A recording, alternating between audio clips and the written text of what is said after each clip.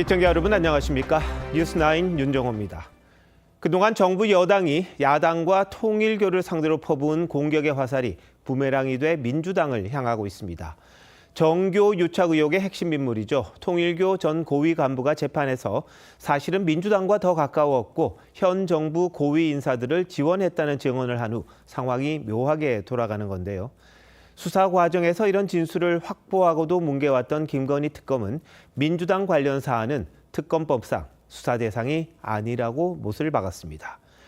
그동안 별건 수사를 여러 개 해왔었는데 김건희 없는 김건희 특검이다 이런 평가를 받던 특검이 적반하장식으로 나오는 게 아니냐는 비판이 있습니다. 첫 소식 안혜리 기자입니다.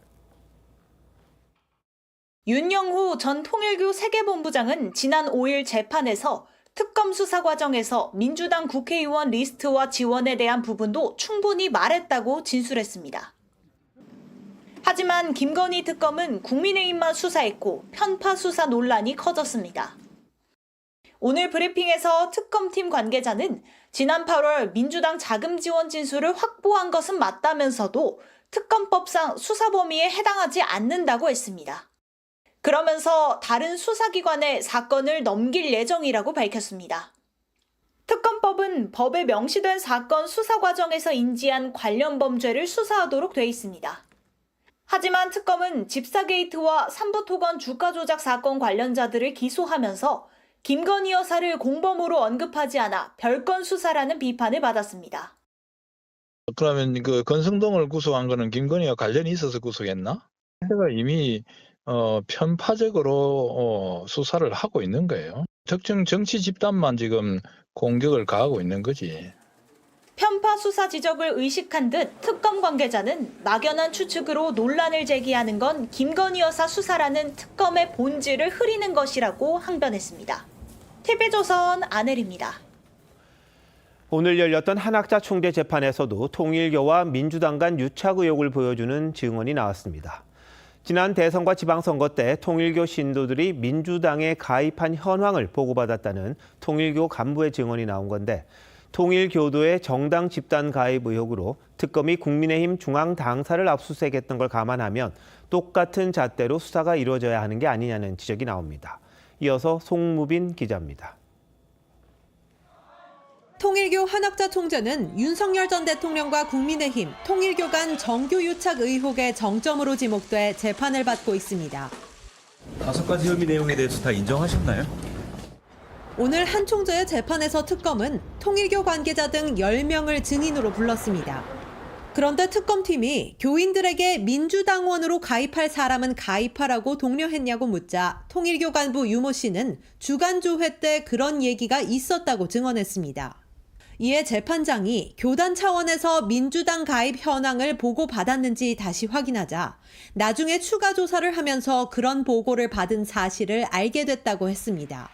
통일교 임원 강모 씨 역시 윤 전 대통령 당선 뒤 국민의힘 관련 활동을 했다면서도 민주당 의원들과도 만났고 인연을 맺기 위해 노력했다고 증언했습니다. 반면 또 다른 통일교 전현직 간부 3명은 국민의힘과의 접촉만 있었다고 증언했습니다. TV조선 송무빈입니다.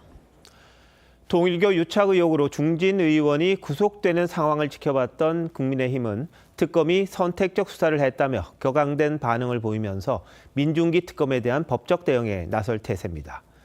당내에선 최근 이재명 대통령이 종교단체 해산을 언급했던 게 민주당 인사 연루 의혹과 관련된 게 아니냐는 반응까지 나왔습니다. 이태희 기자가 보도합니다. 김건희 의혹 특검은 지난 9월 통일교 유착 의혹으로 국민의힘 당원 명부를 압수수색하고 권성동 의원을 구속했습니다.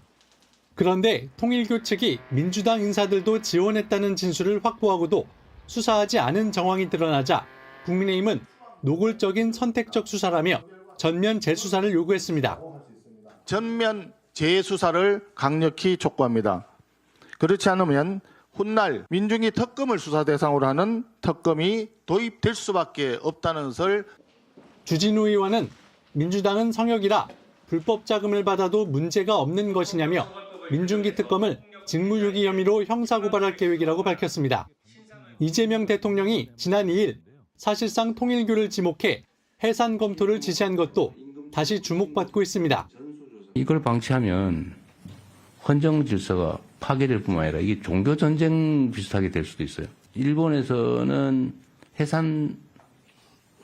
재단 법인 해산 명령을 했다는 것 같아요. 그것도 한번 검토해 보시고.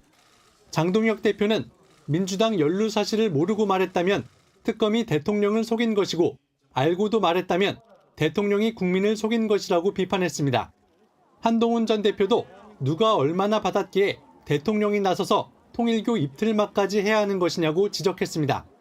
TV조선 이태희입니다.